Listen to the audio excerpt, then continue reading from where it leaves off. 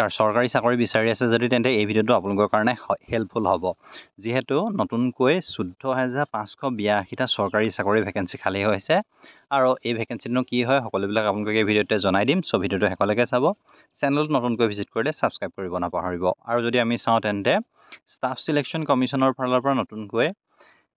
২০২৫ৰ কাৰণে ১৪,৫৮২টা ভেকেঞ্চি খালী হৈছে আৰু ইয়াৰ কাৰণে যদি আমি চাবলৈ যাওঁ তেন্তে অল অভাৰ ইণ্ডিয়াৰ কাৰণে এলিজিবল হয় সকলো কেণ্ডিডেট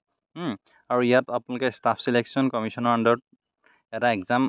কণ্ডাক্ট কৰিব যিটো CGL বুলি কোৱা হয় যাৰ কাৰণে অনলাইন আবেদন ইতিমধ্যে চলি আছে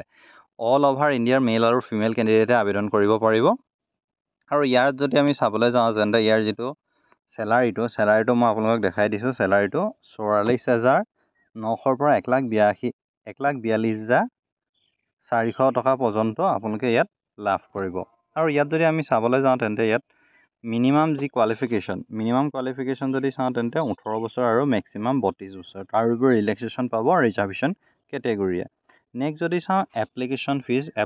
ফিজ যদি চাওঁ তেন্তে জেনেৰেল OBCৰ কাৰণে 100 টকা বাকী যদি আপুনি SC